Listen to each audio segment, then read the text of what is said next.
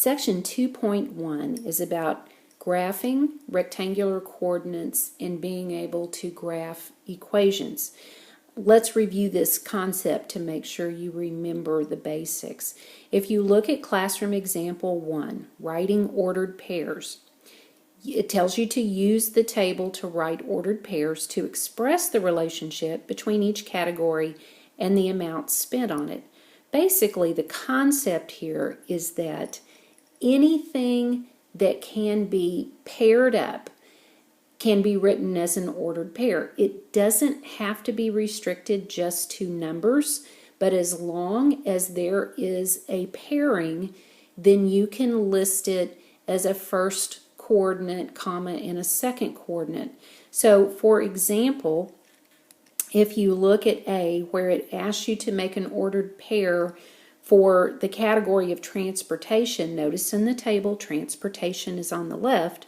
If I want to write this as an ordered pair, I would open a parentheses, put down transportation, put a comma, and the number that, or the amount spent that is associated with transportation is the number 8604. I could write that down, close off the parentheses, and that would give me an ordered pair.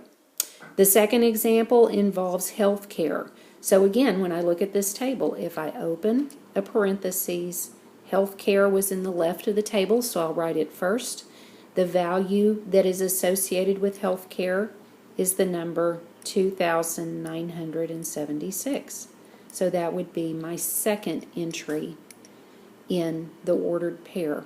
Now, most of the time, if you go down to the section that says the rectangular coordinate system, when we talk about ordered pairs, we are talking about numbers that represent a point somewhere on a coordinate plane. So let's review quickly. The x-axis and the y-axis together make up a rectangular, that goes in the first blank, coordinate goes in the second blank, a rectangular coordinate system, or we might sometimes hear it called a Cartesian, C-A-R-T-E-S-I-A-N. That's named after René Descartes, a Cartesian coordinate system. The plane into which the coordinate system is introduced is the coordinate plane. Obviously, we're repeating a lot of key phrases here. Plane is simply a two-dimensional space, so we're going to use an x-axis and a y-axis to create a coordinate plane, or sometimes it is called an xy plane, because as I said, we have an x-axis and a y-axis. That's going to divide this plane into 4 regions, or the word we use to describe that is quadrants. Now, in the coordinate plane, we take, and I'm going to use this space above the rectangular coordinate system to actually draw a coordinate plane and explain these components to you. The x-axis is always horizontal, and the y-axis is always vertical. And we would have typically grid lines that would separate these so that we will be able to plot specific points, and we'll look at doing that in just a moment. But I do want to show you how these quadrants are set up and some information you should know about them.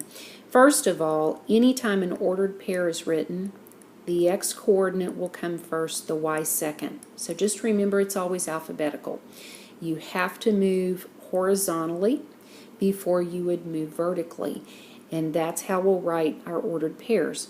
When we number the quadrants, you always start in the top right quadrant. That would be quadrant 1, and we use Roman numerals to symbolize that quadrant.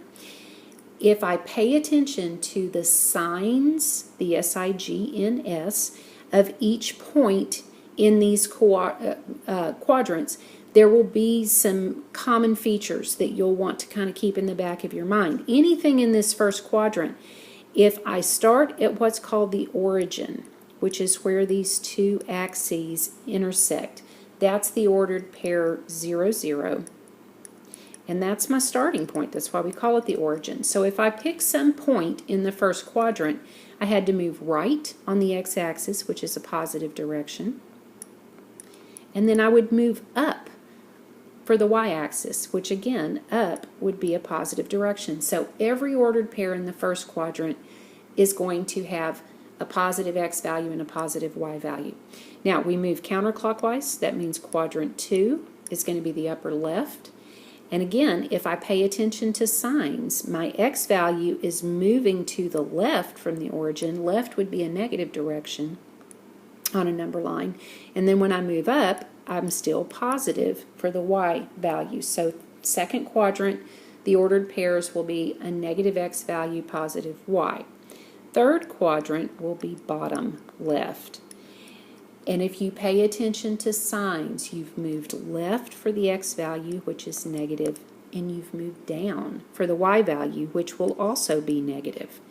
So a negative, negative should be the signs for anything in the third quadrant. Fourth is bottom right.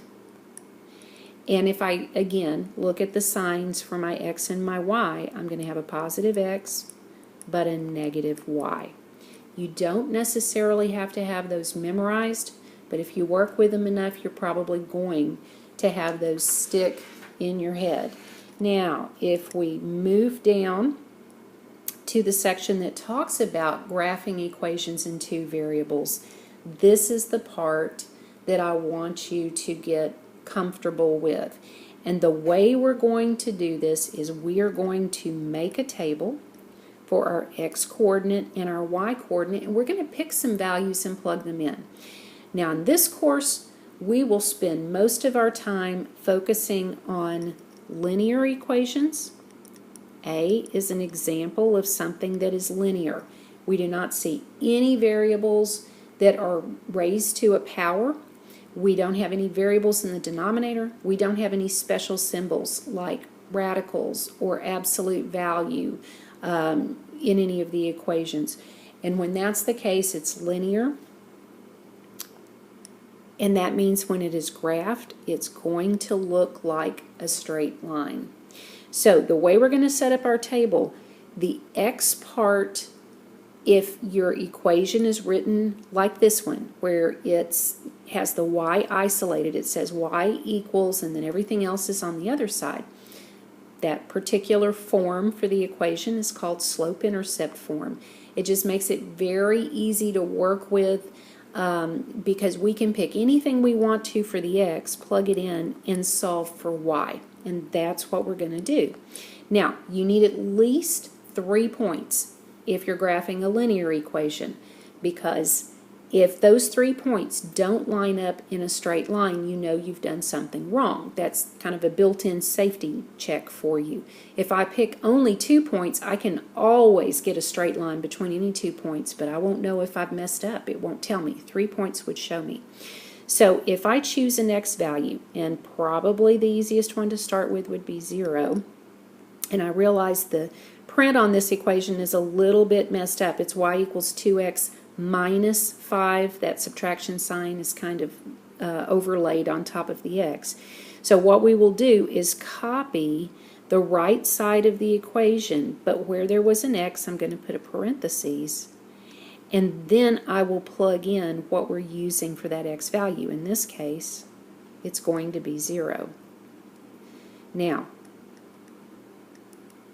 how much is 2 times 0 minus 5? 2 times 0 is 0, and 0 minus 5 is a negative 5. That means when my x value is 0, I got a negative 5 for my y value, and that would be an ordered pair that I will graph in a moment.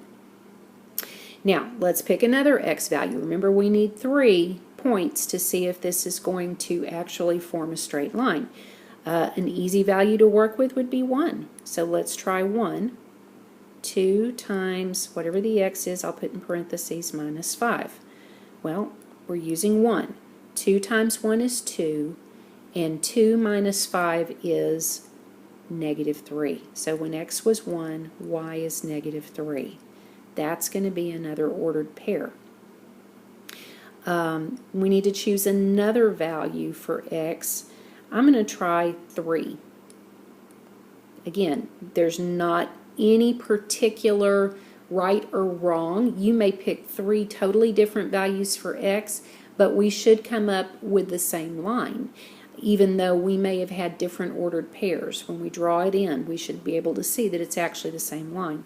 So if I use 3, I'm going to have 2 times, I'll put that x value in parentheses, then minus 5, and I use 3, so 2 times 3 is 6, and 6 minus 5 is a positive 1. So when x is 3, y was a positive 1. Now, we're going to graph those in just a moment, and we're going to look to see if that will actually form a straight line. And to graph it, if you'll scroll down just a little bit, when you get to classroom example 8, you have a grid on your paper where we can plot these points. So I'm going to walk you through this. We're going to go ahead and take care of this linear equation and put it on there. So what I'm going to do is take my 3 ordered pairs I just found, and I'm going to copy those down here by my graph, and then we'll plot them. I needed 0, negative 5. I needed 1, negative 3. And I'm going to need 3, 1. Okay, let's see if we put those on these grid lines, if it looks like we're going to get a straight line. So to plot, remember I said start at the origin, so I'd put my pencil directly over 0, 0. And if I plot the ordered pair 0, negative 5, 0 for my x tells me don't move right or left, but negative 5 tells me to go down 5 to negative 5. And I will put a point at 0, negative 5. Okay. I also need the ordered pair 1, negative 3. So that tells me for the x value, move right 1 and down 3. And I'll put a point at 1, negative 3. Now, third point was positive 3, positive 1. So if I move right 3, up 1, that's my third point. Hopefully you can see my points on this screen. Do they appear to form a straight line? Yes, they do. Now on your paper, you will want to use a straight edge, either a ruler or use the edge of another sheet of paper to make sure that you line up carefully. I'm going to have to sketch this in, so bear with me. This may be a little bit wobbly.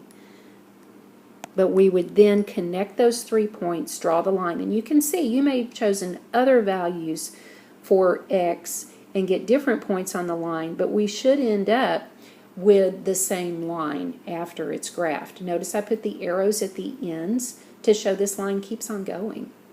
I'm just showing a portion of the line. So if you have an equation that's linear, that would be the steps that you would need to use in order to graph that equation. First you find the ordered pairs, then you're going to put them on that coordinate plane. For now we're going to skip the B equation and we're going to look at just the C, which happens to be the quadratic example that we have. Remember, quadratic means I'm going to see that it's got a variable that's squared in it. So this is y equals x squared minus 1. Now it's going to form a particular shape.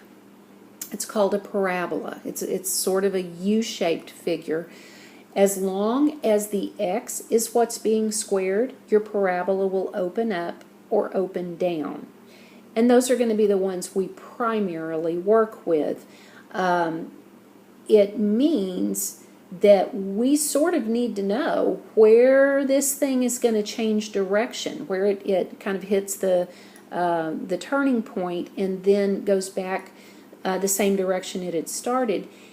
We're going to learn a little bit later in this chapter how to find that turning point. And so we're going to need to have some values here to be able to see the full curve. 3 will not be enough. We're going to need a total of 5 points. Now, the particular equation we have, as long as there is not a parentheses with some number either being added or subtracted from the x before we see that square, or as long as, well, really, that's the only case we have to worry about, and we're not going to see that yet. Right now, it just says y equals x squared minus 1. What I do know is that when I use 0 for my x, that should be where my turning point is for this particular equation. So I am going to pick 0 to start, and I will plug it into this y equation, which is x squared minus 1, and then I'll be able to find my ordered pair. So if I take the x squared part, that means I need a parenthesis squared minus 1, and I'll plug in what I'm using for x. Well, it happens to be 0. What is 0 squared minus 1? Well, 0 squared minus 1 is 0 minus 1, a negative 1. So when x was 0, y was negative 1. And that's a point that I need. And it should be the point where this thing is going to change directions. And the reason I know that is because there wasn't anything in parentheses with the x before it was getting squared. I just had to square the x and then subtract 1. So when x is 0, that's going to give me that turning point. Now, let's pick a number that would be close to that, not very far away. Let's try 1. If x is positive 1, when I plug that in and square it and then subtract 1, 1 squared is 1. And how much is 1 minus 1? Well, that happens to be 0. So when x is 1, y turned out to be 0. I'm going to need that point. Let's try another point just on the other side of 1. Let's go to 2. So when we plug that into the equation, we've got to square 2. 2 squared is 4. And 4 minus 1 equals 3. So that means when my x was 2, my y value was 3. Now, remember I said that the turning point happens where x is 0, so I need to see what's happening to the left of 0 as well. I'm going to have to pick some negative values for my x. Let's see what happens if I use negative 1. So open that parentheses. We're going to square that, minus 1. And if I put in negative 1 in the parentheses, negative 1 times negative 1 is positive 1. And 1 minus 1 gives me 0. When x is negative 1, y is 0. See what happens if we use negative 2. When I square a negative 2, I still get a positive 4. And 4 minus 1 gives me 3. So when x is negative 2, my y value is positive 3. Okay, I'm going to use these 5 points. We're going to plot them onto this coordinate plane that we're going to see in just a minute, but I need to transfer these points, just like I did a moment ago, so that I can put them on the graph. So let's see if we can get those written down. I'm going to scroll down to where C is, and I'm going to write them down.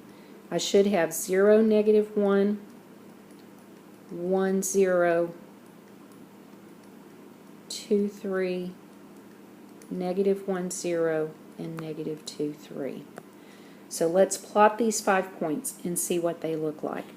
When x was 0, y was negative 1. That means I don't move to the right or the left, but I move down 1, and I put a point there.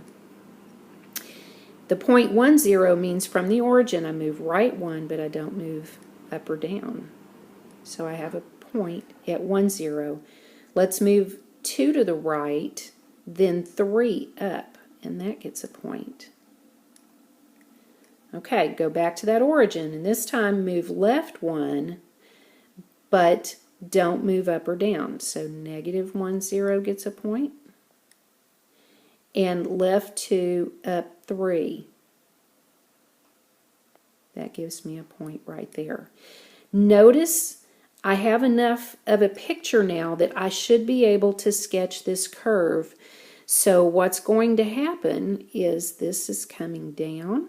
When it hits the point -1, 0, it turns and it goes back up.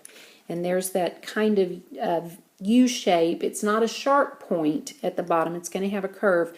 I realize mine is a little wobbly. Remember, my tools using this online are not quite as good as you can use with pencil and paper. This one you will more or less sketch in. You don't use a straight edge with it. You just want to sketch the curve. And if you can plot points for a linear equation, for a quadratic, really any equation, but those are the two we'll do the most, you will be in good shape for the rest of this chapter.